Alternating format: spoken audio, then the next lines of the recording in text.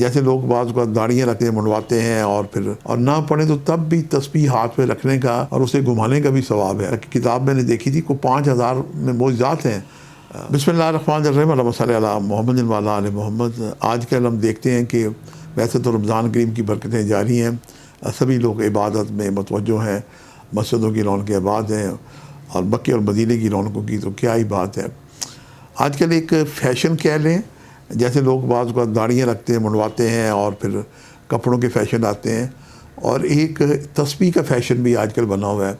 اکثر ہم دیکھتے ہیں کہ سیاستدانوں نے بھی ہاتھ میں تسبیح پکڑی ہوتی ہے اور جناب عام لوگ بھی بعض اوقات تسبیح ان کے ہاتھوں میں ہوتی ہے۔ اب میں آپ کو ایک آج بڑی پیاری بات ہدیہ کرتا ہوں، معصومین کے ارشادات ہیں کہ تسبیح اگر ہاتھ میں بھی رکھی جائے اور اس پہ اگر آپ پڑھیں تو ثواب تو یقیناً ملتا ہے، اور نہ پڑھیں تو تب بھی تسبیح ہاتھ پہ رکھنے کا اور اسے گھمانے کا بھی ثواب ہے۔ کیا ماشاءاللہ خوب بات ہے، اور کسی نے کیا خوب کہا ہے کہ میری تسبیح کے دانے ہیں، نظر میں پھرتے رہتے ہیں، عبادت ہوتی رہتی ہے۔ تو تسبیح کا ہاتھ میں رکھنا اور اس پہ کچھ پڑھنا برکت ہے، لیکن ہاتھ میں ہونا بھی یہ باعث برکت مانا جاتا ہے۔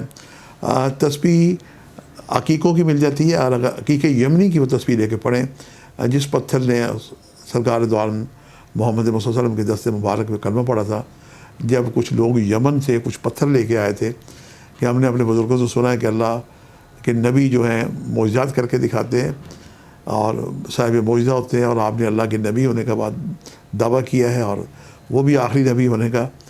تو مسجد نبوی میں انہوں نے اللہ کے رسول نے فرمایا کہ تم بتاؤ کیا معجزہ چاہتے ہو۔ یوں تو سرکار دو عالم کے کتاب میں نے دیکھی تھی، 5000 میں معجزات ہیں سرکار دو عالم محمد مصطفیٰ کے۔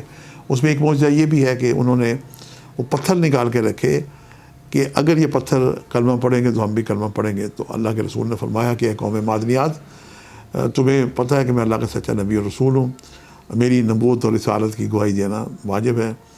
پتھر سے آواز آئی لا الہ الا اللہ محمد رسول اللہ۔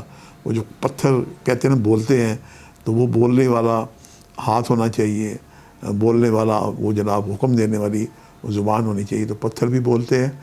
تو بہرحال عقیق کی تسبیح بڑی باعث برکت ہے۔ اس کے بعد خاک کربلا کی جو تسبیح ہے، جو کربلا سے ہمارے دوست آتے ہیں، زیارتات کر کے آتے ہیں، آپ کے اگر کوئی جاننے والے ہیں تو ان سے فرمائش کرنے، ورنہ اکثر مساجد امام بارگاہوں میں خاک شفا کی تسبیح مل جاتی ہے، خاک مدینہ کی بھی مل جاتی ہے۔ مٹی کی تسبیح بھی رکھنا باعث برکت ہے، اور ہاتھ میں رکھ کے اسے گھمانا، اس کا بھی اجر و ثواب ملتا ہے۔ برکتوں والا مہینہ ہے، شہر رمضان ہے، کریم مہینہ ہے۔ اللہ تعالیٰ ہم سب کو ڈھیر ساری نیکیاں سمیٹنے کی توفیق عطا کرے۔ آج کے لیے اتنا شاذ جانی کو اجازت دیجیے گا، بشرط زندگی۔ جلدی کسی نئے پروگرام میں ملاقات ہوگی۔ خدا حافظ۔